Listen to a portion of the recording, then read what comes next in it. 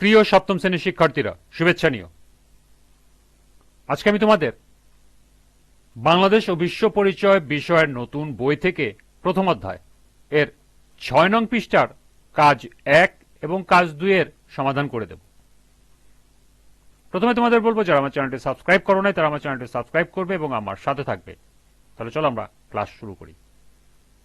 প্রথম অধ্যায়, পৃষ্ঠা নং ৬, কাজ ১, যুক্তফ্রন্টের ২১ দফার মূল দাবিগুলো লেখো। কাজ ২, পৃথক পৃথক ছকে মুসলিম লীগের পরাজয় ও যুক্তফ্রন্টের জয়ের কারণগুলোর তালিকা তৈরি করো। তো চলো এখন আমরা এই দুটি কাজের সমাধান দেখে নিই। প্রথম কাজের প্রশ্ন ছিল যুক্তফ্রন্টের ২১ দফার মূল দাবিগুলো লেখো। এর উত্তর হবে, যুক্তফ্রন্টের ২১ দফার মূল দাবিগুলো নিম্নে উপস্থাপন করা হলো। ১. পাকিস্তানের রাষ্ট্রভাষা হিসাবে বাংলাকে স্বীকৃতি দিতে হবে। ২.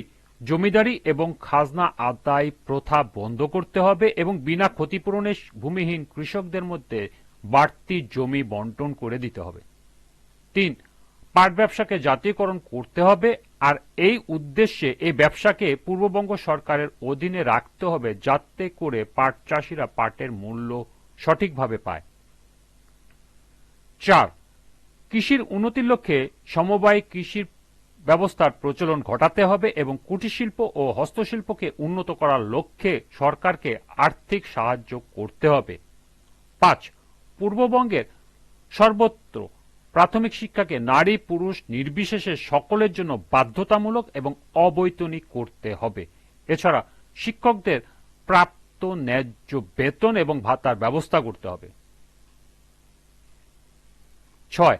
জননিরাপত্তামূলক আইন, অর্ডিন্যান্স প্রভৃতি যেসব নিয়ম রীতি প্রচলিত আছে তা বন্ধ করতে হবে এবং তাদেরকে মুক্তির ব্যবস্থা করতে হবে। ৭. বাংলাকে রাষ্ট্রভাষা হিসেবে প্রতিষ্ঠা করার জন্য যারা শহীদ হয়েছে তাদের স্মৃতিকে ধরে রাখার জন্য ঘটনাস্থলে একটি শহীদ মিনার স্থাপন করতে হবে। ৮. বাংলা ভাষাকে রাষ্ট্রভাষা হিসেবে প্রতিষ্ঠিত করার উদ্দেশ্যে ২১শে ফেব্রুয়ারিকে শহীদ দিবস হিসেবে ঘোষণা করতে হবে। ৯. পূর্ববঙ্গকে পূর্ণ স্বায়ত্তশাসিত এবং সার্বভৌমিক করার ব্যবস্থা করতে হবে এবং ১০. বিচার বিভাগকে সম্পূর্ণ আলাদাভাবে প্রতিষ্ঠিত করতে হবে। এই ছিল প্রথম কাজের সমাধান। দ্বিতীয় কাজের প্রশ্ন ছিল পৃথক পৃথক ছকে মুসলিম লীগের পরাজয় ও যুক্তফ্রন্টের জয়ের কারণগুলোর তালিকা তৈরি করো।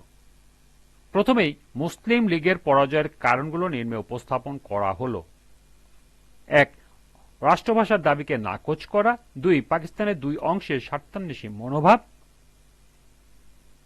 ৩. মুসলিম লীগের আদর্শগত কোন্দল ও অন্তর্দ্বন্দ্ব।